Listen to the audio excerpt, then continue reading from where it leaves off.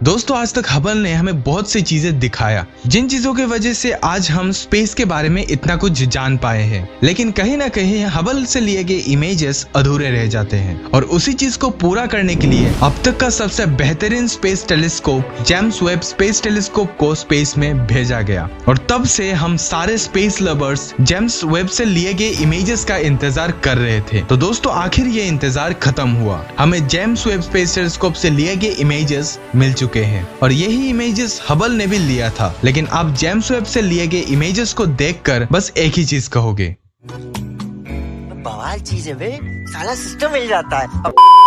और इसी के साथ जेम्स वेब को किसी एक प्लेनेट के बारे में ऐसा कुछ पता चला है जिससे कि साइंटिस्ट ये मानते हैं कि हमें जल्द ही एलियंस का पता चल जाएगा। लेकिन ये जानने के लिए आपको ये वीडियो पूरा एंड तक देखना पड़ेगा। और अगर आप जेम्स वेब के बारे में डिटेल में नहीं जानते तो आप डिस्क्रिप्शन में दिए गए लिंक पे जाके वो वीडियो देख सकते हो और वो वीडियो आपको एंड स्क्रीन में भी मिल जाएगा। और अगर अभी तक आपने मेरे चैनल को सब्सक्राइब नहीं किया तो सब्सक्राइब कर लीजिए। तो हेलो दोस्तों, मैं हूं गौरव और आप देख रहे हैं ज्ञान factory. So let's get started.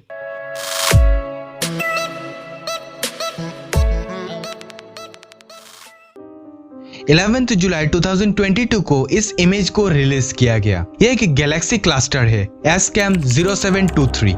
इस क्लस्टर की इमेज को हबल ने भी लिया था, पर आप जरा हबल और जेम्स वेब से लिए गए इमेजेस को कंपेयर कीजिए। जेम्स वेब से लिए गए पिक्चर कितना ज्यादा क्लियर है और इस पिक्चर का नाम वेब्स फर्स्ट डीप फील्ड दिया गया। यह क्लस्टर हमसे लगभग 4.6 बिलियन लाइट ईयर्स दूर वोलेंस कॉन्स्टेलेशन के साउदर्न हेमिस्फीयर में मौजूद है। अब अगर आपने मेरे जेम्स वेब के पिछले वीडियोस देखे हैं तो आपको याद होगा कि मैंने कहा था कि जेम्स वेब पास्ट के इमेजेस को लेने की काबिलियत रखता है। तो इस क्लस्टर की इमेज में जो आप लाइट देख रहे हो यह लगभग 1350 करोड़ साल पुराना लाइट है। और मैं आपको बता देता हूँ बिग बैंग 1380 करोड़ साल पहले हुआ था, यानी बिग बैंग के कुछ ही सालों बाद का लाइट हम जेम्स वेब के मदद से देख पा रहे हैं। अब आप इससे जेम्स वेब के काबिलियत के बारे में अंदाजा लगा ही सकते हो। तो चलिए बढ़ते हैं दूसरे इमेज की तरफ, सेरेना नेबुला। जरा इस इमेज को देखिए, हबल से लिया गया इमेज, और अब जरा इस इमेज को देखिए जो कि जेम्स वेब से लिया गया है।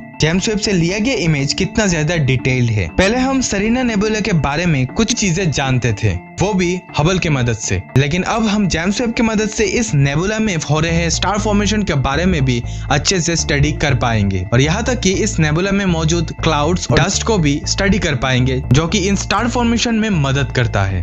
अब बढ़ते हैं अगले इमेज की तरफ, स्टीफेंस क्विंटेट। यह एक गैलेक्सी ग्रुप है और अभी आप जिस इमेज को देख रहे हो ये हबल से लिया गया इमेज है। अब चलिए देखते हैं जेम्स वेब से लिया गया इमेज। यह गैलेक्सी ग्रुप साइंटिस्ट के लिए बहुत ही इंटरेस्टिंग है और अब जेम्स वेब की मदद से साइंटिस्ट और अच्छे से इसके ऊपर स्टडी कर पाएंगे और वो ये समझ पाएंगे कि इस ग्रुप पे मौजूद हर एक गैलेक्सी एक दूसरे को कैसे इन्फ्लुएंस करते हैं। और इस ग्रुप पे मौजूद इस गैलेक्सी के बीच एक ब्लैक होल है जिसको डस्ट क्लाउड ने घेरा हुआ है और अब तक हबल की मदद से इस पे स्टडी करना नामुमकिन था, लेकिन जेम्स वेब की मदद से साइंटिस्ट अब इसके ऊपर और अच्छे से स्टडी कर पाएंगे। Southern ring nebula. यह नेबुला हमसे 2000 लाइट ईयर्स दूर वेला कॉन्स्टेलेशन में मौजूद है। इसका इमेज भी हबल ने कुछ सालों पहले लिया था और तब हमें बस ये पता था कि इस नेबुला के बीचों बीच 2 डाइंग स्टार मौजूद है, लेकिन हबल से लिए गए इमेज से हम बस एक ही स्टार को अच्छे से देख पाए थे। लेकिन अब जेम्स वेब की मदद से हम दूसरे स्टार को भी देख पाए हैं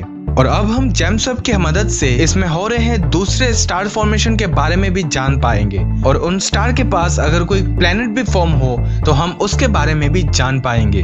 और इन सब के बाद जेम्स वेब ने एक ऐसा खोज किया है जिससे हम शायद जल्द ही एलियंस के अस्तित्व का पता लगा सकेंगे। यह spectrum of the gas giant planet wasp 96b।